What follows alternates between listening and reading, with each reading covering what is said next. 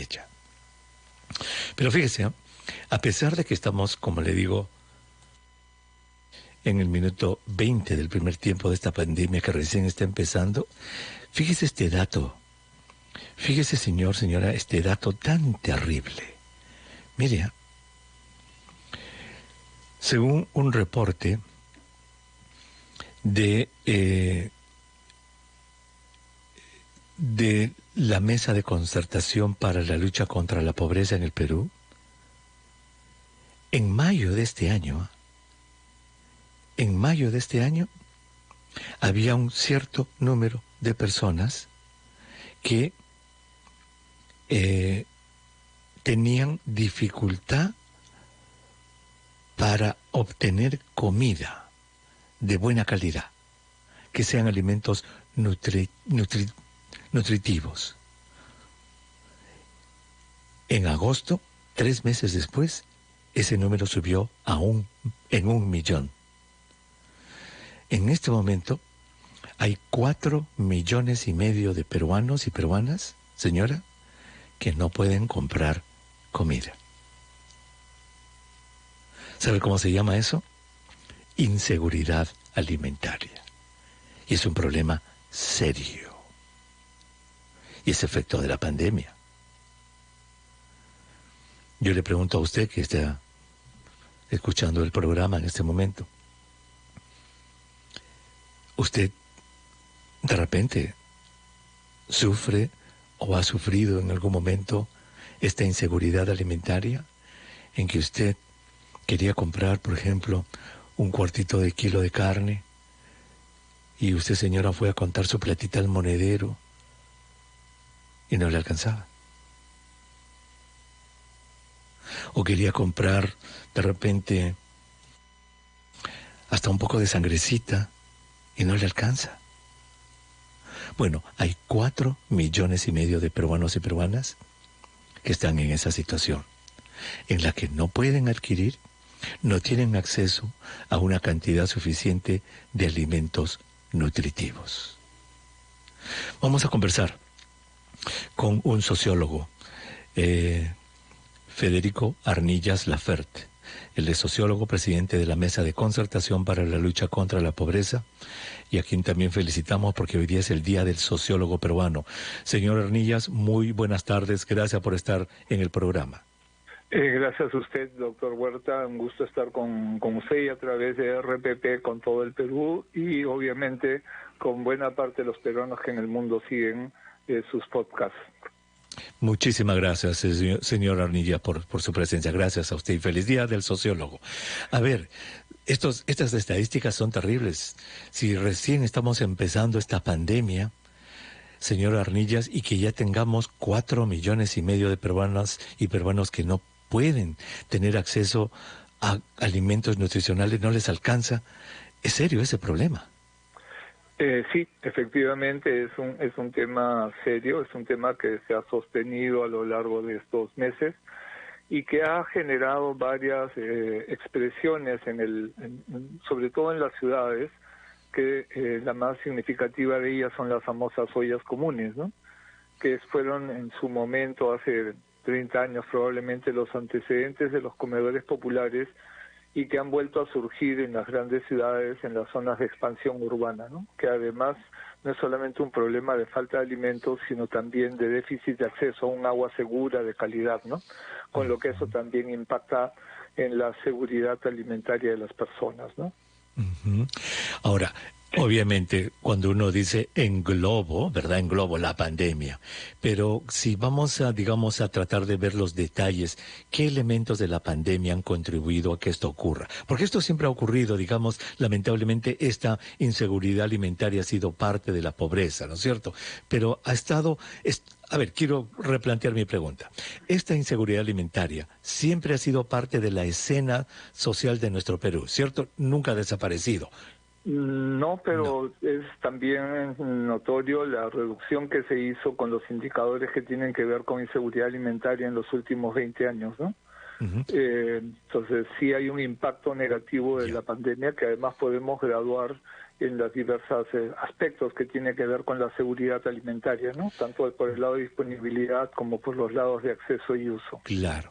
Quizá para replantearle la pregunta, en el tiempo de la anemia, por ejemplo, hubo un momento en que la anemia había bajado muchísimo, como a 30 y tanto, 20 y tanto por ciento, y de ahí volvió. ¿Cuál ha sido el mejor momento, entre comillas, si se puede decir así, el punto más bajo que hemos tenido en inseguridad alimentaria en los últimos 50 años en el Perú? ¿Cuándo habrá sido eso?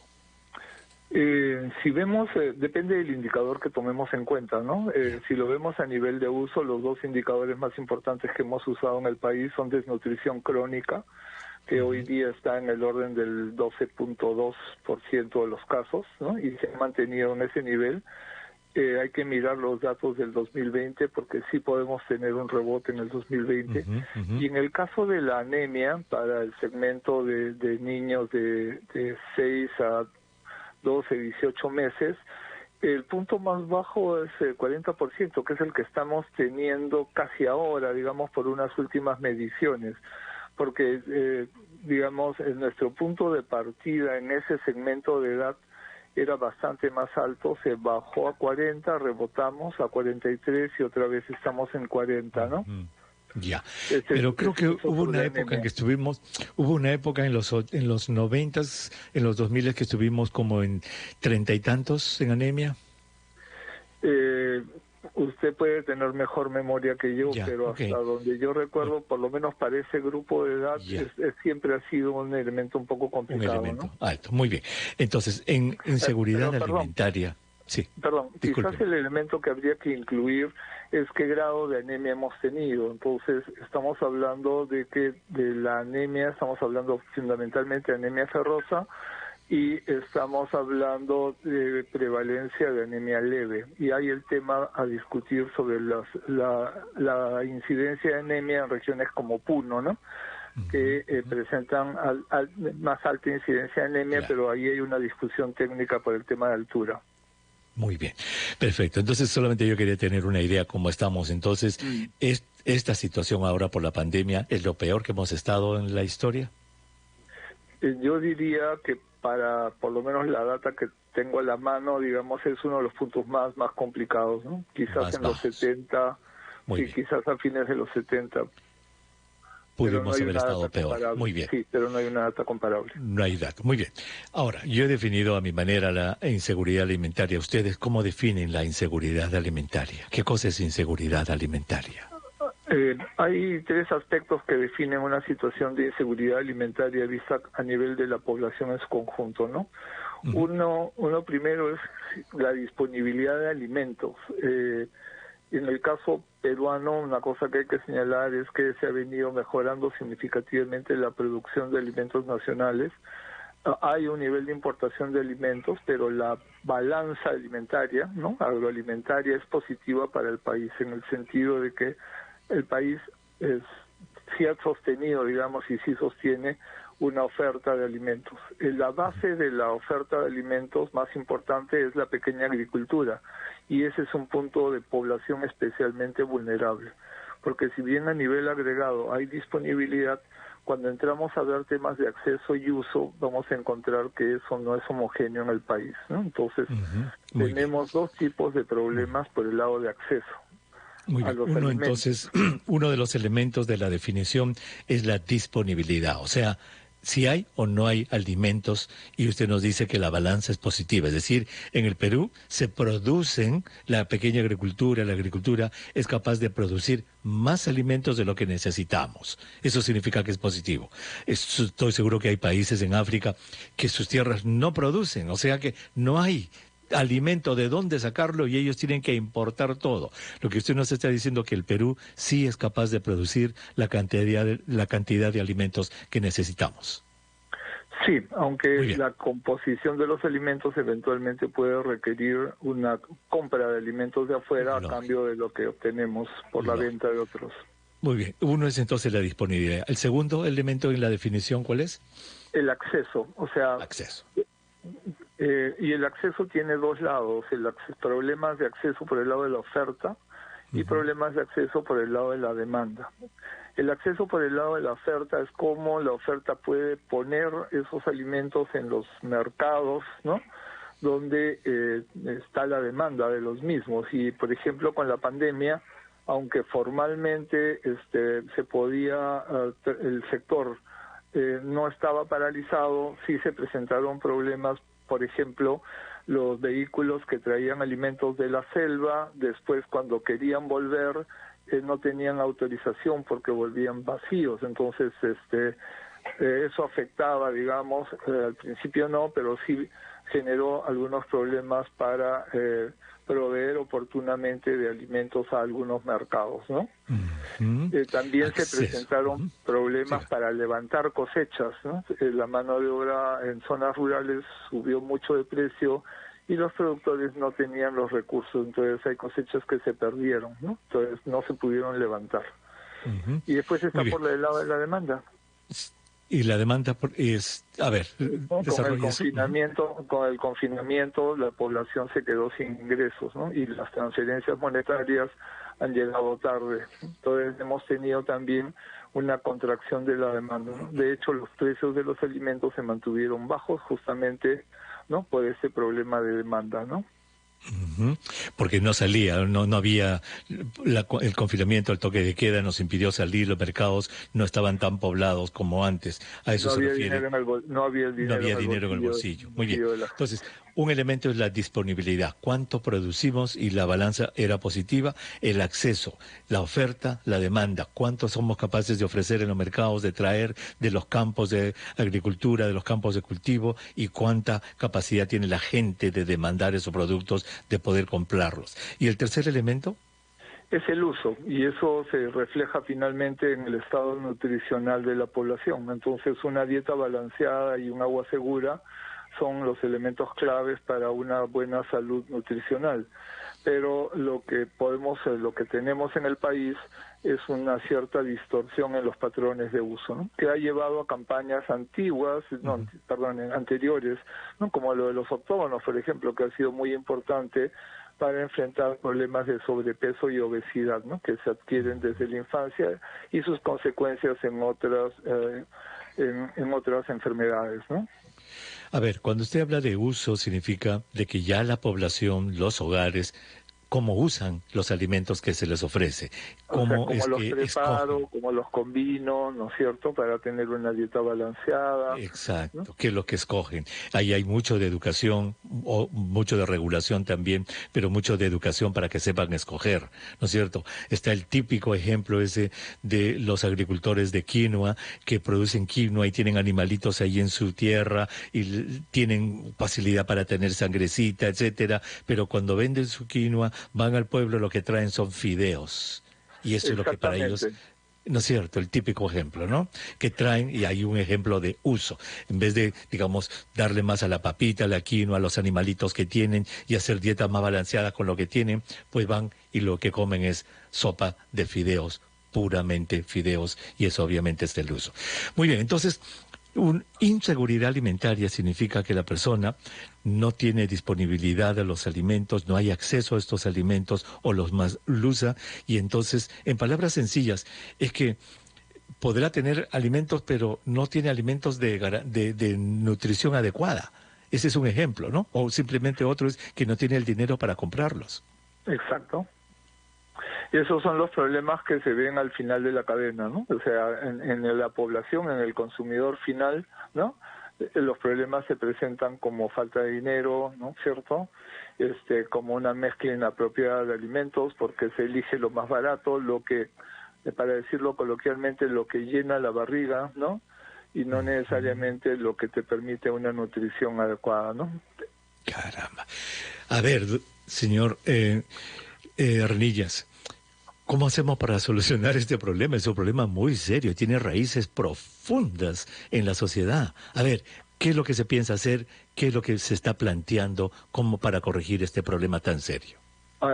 Las propuestas que se están trabajando en el marco de la mesa, que surgen de un diálogo con los propios actores del sector público, con los productores, están, digamos, o buscan combinar varios elementos de intervención que son necesarios, ¿no?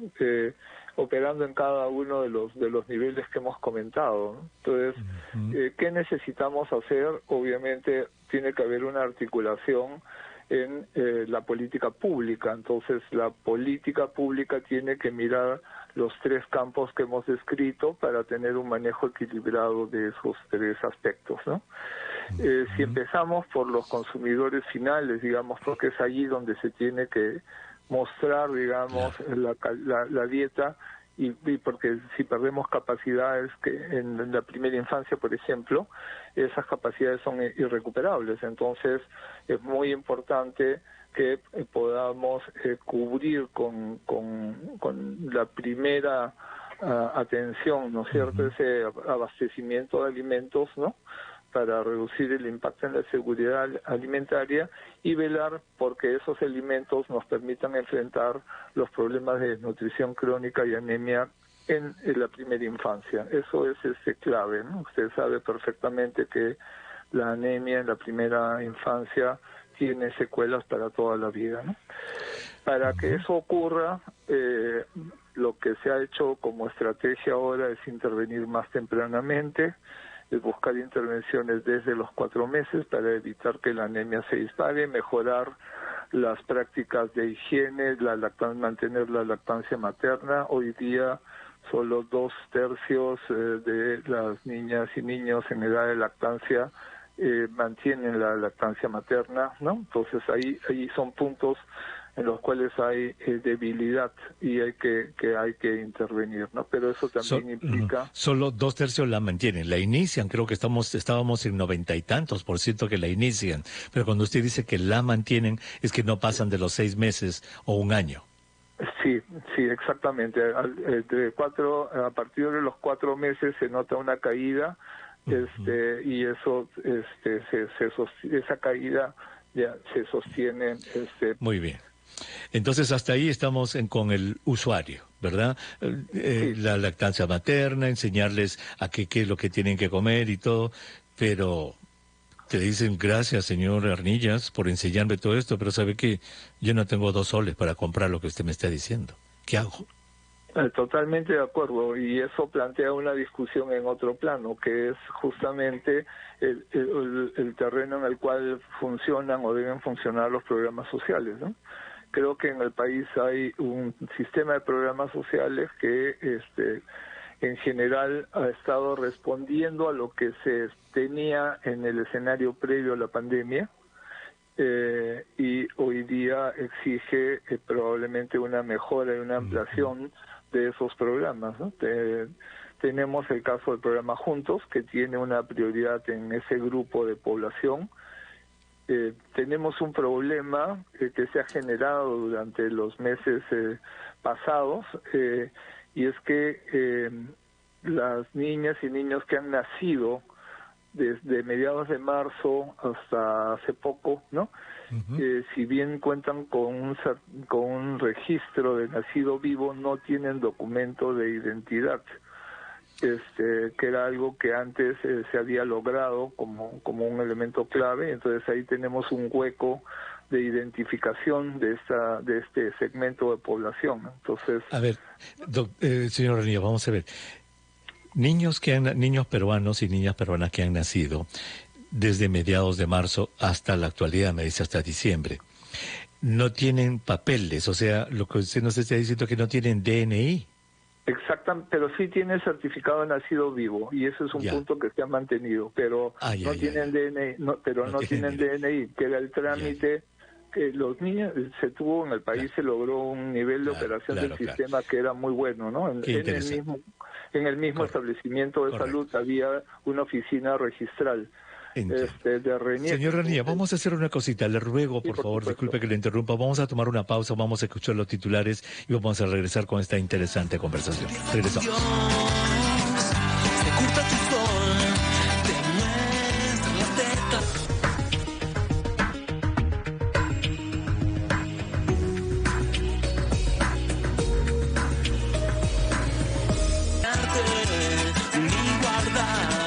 Ya estamos de regreso en el programa. Muchísimas gracias por estar con nosotros. Estamos en nuestra campaña de desarrollo infantil temprano dentro de la programación de RPP Noticias, La Voz del Perú. Soy el doctor Elmer Huerta. Estamos conversando con el señor Federico Arnillas Lafer, quien es sociólogo, presidente de la Mesa de Concertación para la Lucha contra la Pobreza. Si usted recién prende la radio, el televisor, estamos hablando sobre lo que se llama inseguridad alimentaria. Imagínese, señora, que en el Perú se produzcan alimentos y no lleguen a donde tienen que llegar para que la gente los compre. O llegan, pero la gente no los puede comprar. O están disponibles, pero la gente compra cosas equivocadas que no tienen valor nutricional y entonces presenta problemas de salud. Todo eso se llama inseguridad alimentaria. Se manifiesta de manera muy obvia cuando una persona no tiene el dinero para comprar. Uno le dice, compres una carnecita. ¿Qué carnecita, señor? Yo no puedo comprar esas cosas. Inseguridad alimentaria. Entonces, estamos conversando con el señor Arnillas, que nos está dando algunas de las ideas, las estrategias que hay para corregir esto. Entonces, a nivel del usuario, por ejemplo, de las personas, el promover la lactancia materna, hacer de que se empiece temprano esta lactancia materna, que no solamente se empiece, sino que se mantenga, enseñar a las personas a combinar los alimentos de manera adecuada, son importantes, el agua potable, etcétera. Bueno, esta campaña lo que está buscando es mejorar el desarrollo en la primera infancia y obviamente usted se está dando cuenta de que tener inseguridad alimentaria va en contra del desarrollo infantil en nuestro país. Señor Arnillas, entonces usted nos estaba hablando de la importancia de los programas sociales, porque esa es otra manera. Cuando le dije, caramba, yo no tengo plata, bueno, ahí vienen los programas sociales.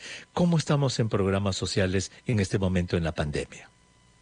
Permítame una pequeña notita, porque sí, ahora... por favor.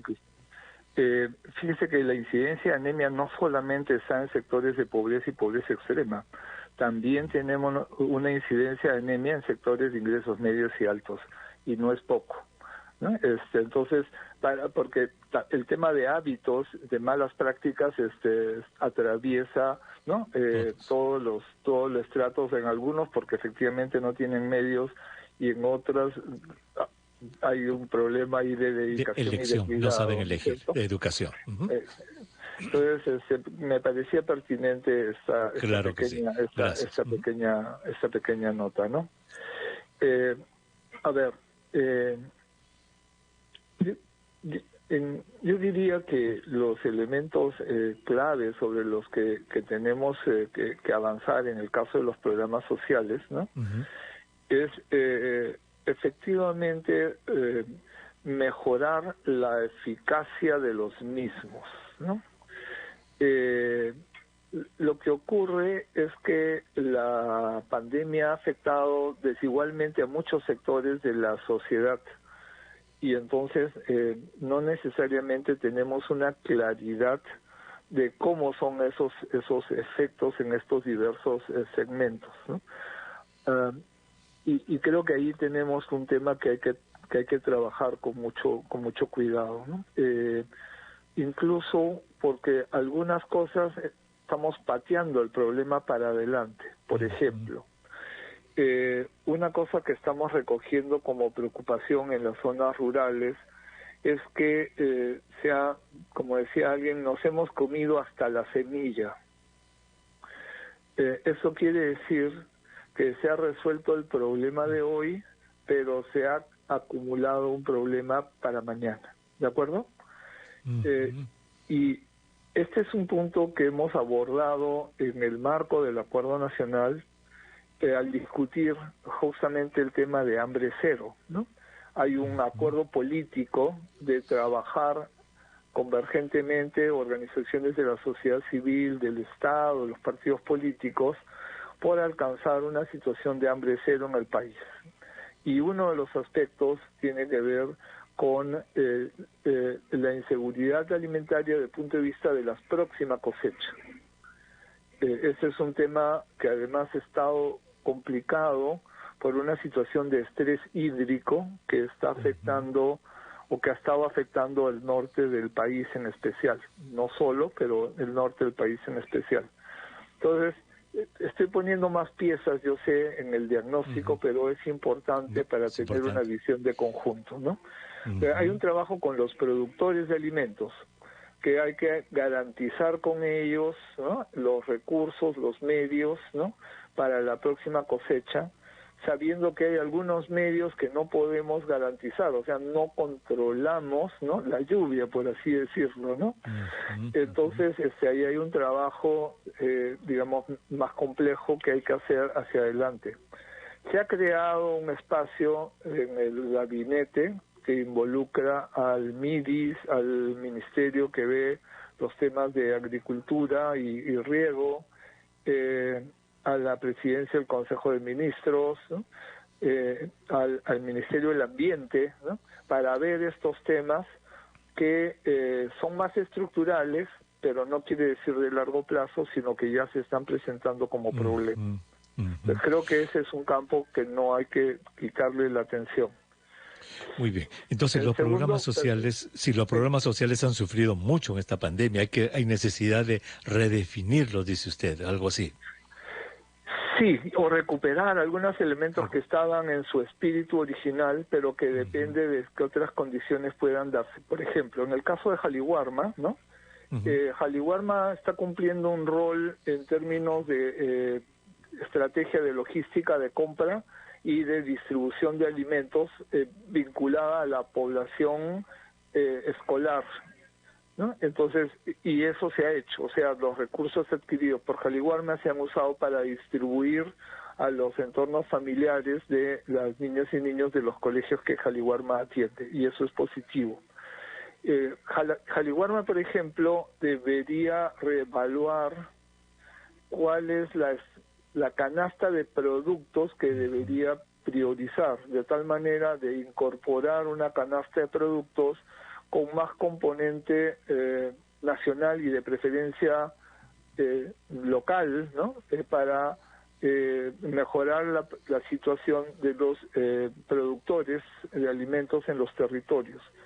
Una experiencia que fue interesante en el contexto de la pandemia fue la canasta campesina, una estrategia que aplicó el gobernador de Huancavelica para adquirir alimentos de la región y usar esos alimentos para los núcleos urbanos de su región, ¿no?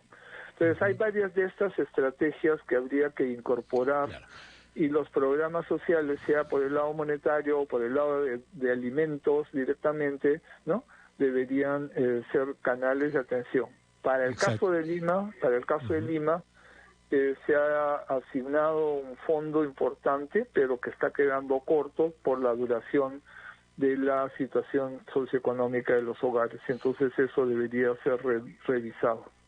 Claro, entonces cuando usted habla que los programas sociales deberían ser no redefinidos, sino, digamos, puestos al día, y deben ser también adaptados a las diferentes realidades. El Jaliwarma, por ejemplo, pues no puede ser igual en el norte, en el sur, en el centro, tiene que ser diferente, en el sentido de que, como le puedo decir, tiene que adaptarse a la idiosincrasia, a la cultura de la gente a la que se está haciendo.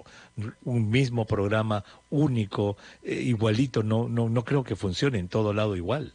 Totalmente de acuerdo con usted, ¿no? Nosotros lo que decimos es que todas las personas tenemos los mismos derechos, pero garantizarlos depende de la edad de la persona, el sitio donde vive, su universo cultural, y en el Perú usted sabe perfectamente que eso se multiplica no solamente por 85 zonas de vida, sino por todos los otros factores adicionales. Entonces, eso exige un tipo de programa, mejor dicho, un tipo de política social, ¿no?, muy flexible, muy desde el punto de vista de la ciudadana, del ciudadano, para tener respuestas a sus necesidades, ¿no?, que sean pertinentes, adecuadas. Bueno, entonces cuando empezamos el programa y dijimos que entre mayo y agosto, en solo 3 meses, mayo, junio, julio, agosto, en 3 meses ha aumentado en 1 millón de peruanos y peruanas el número de personas con inseguridad alimentaria. Ese es un número extraordinario y estamos recién empezando este problema. ¿Qué objetivos se han trazado ustedes que sean palpables, por ejemplo, a 2 meses, 3 meses, para revertir toda esta situación? Porque esto recién empieza. Parte de los problemas, doctor, es un buen sistema de monitoreo de los indicadores para añadir un elemento en la preocupación. Entonces, como país, efectivamente, hemos desarrollado un sistema de información que es bastante bueno. en términos del seguimiento de los casos, etcétera. Sin embargo, como hemos comentado a propósito del documento de identidad, eso nos ha ido generando, digamos, un debilitamiento del sistema de información.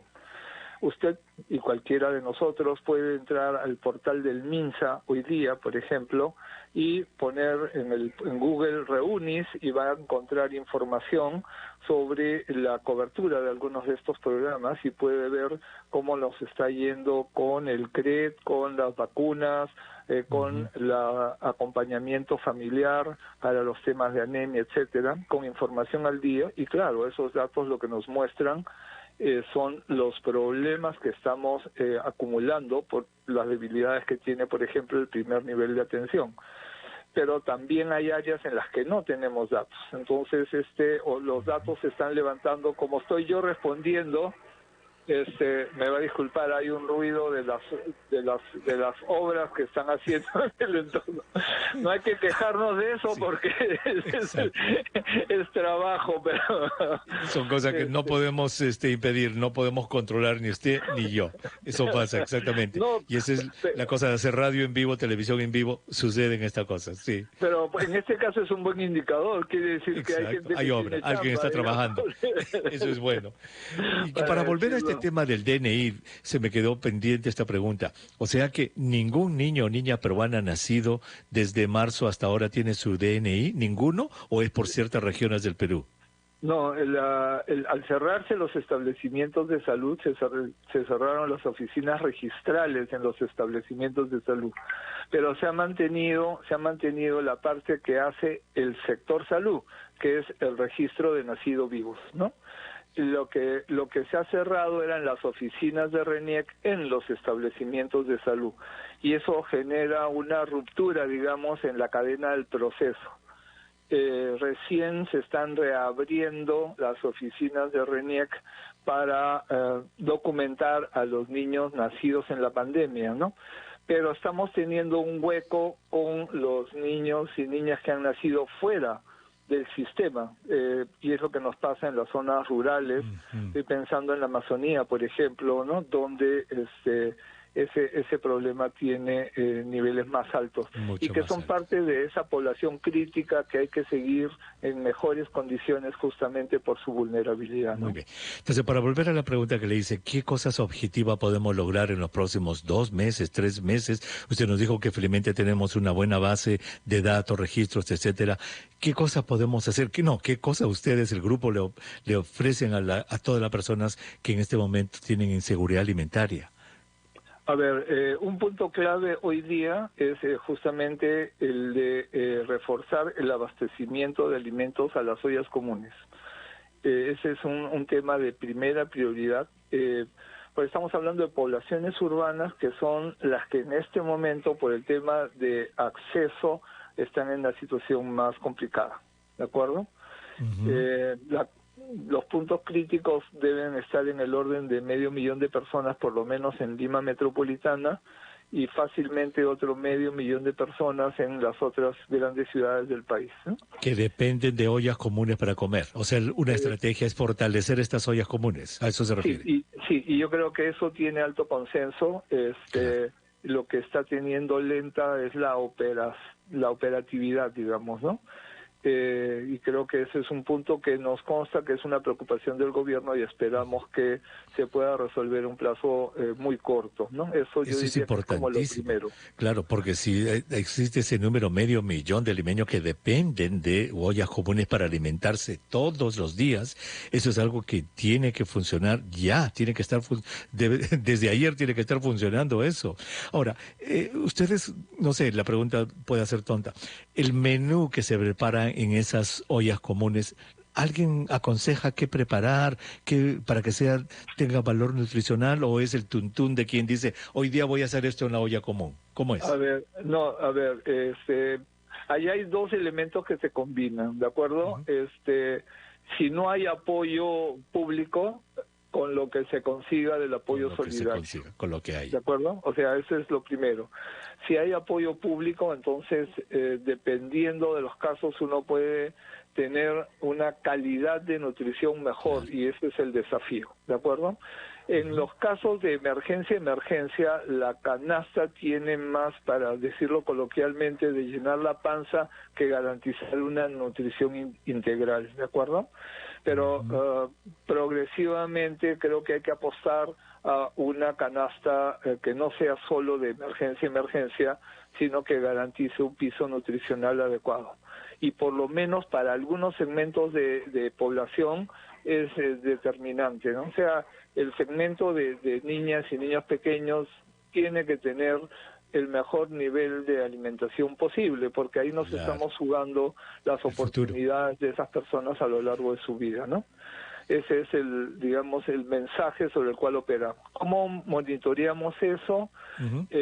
Hay varias herramientas que se están usando. Una es efectivamente la información estadística que se está generando. A pesar de los huecos, uno puede, revisando la data, hacer análisis de consistencia y puede ir planteando propuestas y recomendaciones. Lo segundo es, en el caso de las ollas comunes, hay una iniciativa que está operando en el área de Lima Metropolitana, por ejemplo, donde la Municipalidad Metropolitana de Lima, con las ONGs y las iglesias que trabajan en Lima Metropolitana, cuentan con una base. Yo acabo de revisar la base, estamos hablando de más de 900 comedores y ollas comunes. 900, ¿en dónde? En Lima Metropolitana. En Lima Metropolitana, y no en toda la ciudad, sino en las áreas de borde urbano, o sea, aquellas que se han poblado en los últimos 3 o 4 años, o sea, del censo del 2017 para acá. Áreas que tienen en común el hecho de que no están en la línea de los servicios de agua, que están en la punta del cerro, ¿no es cierto?, en situaciones de vulnerabilidad adicionales, digamos, ¿no? 900 comedores populares, ollas comunes hay en este momento en Lima Metropolitana. En este caso estoy hablando de ollas, ¿no? Aparte están los comedores. Ollas. O sea, son 900 puntos, podríamos llamarlos así, 900 puntos de ollas comunes. De esos, ¿cuántos tienen consejería para tener alimentación nutricional adecuada y que no sean, como usted dice, para llenar la panza? A ver, el tema no es la consejería, en honor a la verdad. El tema principal ahorita son las condiciones básicas de higiene y de operación. Porque, como le digo, el tema de consejería dependería de que la olla tenga con qué comprar lo que no recibe en calidad de donación. Claro. Y entonces, más bien la estrategia es, por lo menos garantizar condiciones de higiene y de salubridad para evitar contagios, etcétera, ¿no? Esas donaciones, tengo curiosidad, esas donaciones, ¿serán qué? ¿Arroz, frijoles y fideos? ¿Qué cosa será? No, también hay un tema, es bien interesante porque hay un tema de verduras, por ejemplo, que la gente no compra en el mercado y que los vendedores como que juntan, y como saben que ya no en su mercado zonal no se los va a comprar nadie, ¿no? Los entregan. Ay, qué bueno.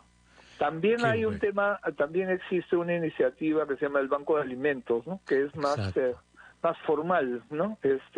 Los supermercados, por ejemplo, ¿no? Que tienen alimentos preparados o que tienen alimentos que ya están en condiciones equivalentes, ¿no? Y que las entregan al Banco de Alimentos y el Banco de Alimentos las distribuye, ¿no? Ok. O sea que en este momento estos 900 centros requieren de una ayuda muy grande y van a aumentar probablemente si la situación económica no mejora, señor Ranillas. Digamos que la situación económica hasta ahora tiene una curva ascendente de mejora. El tema es si por razones de salud tenemos que retroceder, ahí vamos a estar complicados. Por eso es muy importante, exacto, por eso es muy importante el mantener buenas prácticas como usted siempre recomienda, ¿no es cierto? Nosotros hablamos en la mesa no de distanciamiento social, hablamos de distanciamiento físico. Por una razón, doctor, porque lo que pensamos es que el distanciamiento físico es el que produce el contagio, pero el distanciamiento social produce la discriminación. Y entonces Entonces lo que queremos es cercanía social con distanciamiento físico, ¿no? Ese es Muy bien hecho, muy bien tomado el punto. Me parece fabuloso que se haga esa distinción y el distanciamiento social lleva a la depresión, lleva a una serie de problemas en la salud mental también. Qué interesante. Hablando de depresión, entre paréntesis, señor Arnía, y disculpe esta pregunta personal, ¿usted es pariente del doctor José Max Arníaz Arana? Eh, sí, pero lo que pasa es que es otra, somos otra rama, digamos, Okay. No, no. pero sí por arriba, digamos. Ya, ok. No, no, era esto porque el doctor Sí, Max por Arníaz era supuesto. médico psiquiatra, fue mi Exacto. maestro y tengo un agradecimiento muy grande porque él me enseñó a mí muchísimo de lo que es la medicina comunitaria, de lo que es el respeto por la gente humilde. Él tenía un dicho que nunca lo he olvidado en mi vida y se lo voy a agradecer porque usted es familia de él, nos ha dicho, él decía, el médico jamás debe tener vergüenza de mancharse los fundillos del pantalón sentándose en la mesa del brujo.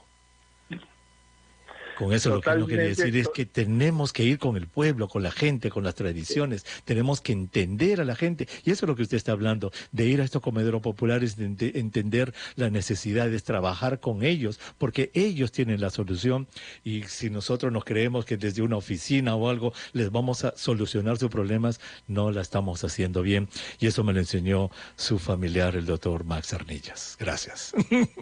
Si me permite un comentario, Claro. hay una tensión en el sector público que tiene que ver con la vocación de los servidores públicos de hacer lo que usted dice y las normas administrativas que generan tal cantidad de restricciones, ¿no? Pero en fin, ahí tenemos un desafío de tener un modelo de gestión pública que tiene que garantizar el máximo de transparencia, pero que debe permitir justamente esos niveles de cercanía que se requieren, ¿no? Creo que ese es un desafío complicado, ¿no? Muy bien, gracias. Cerramos el paréntesis. Volvamos a nuestro tema.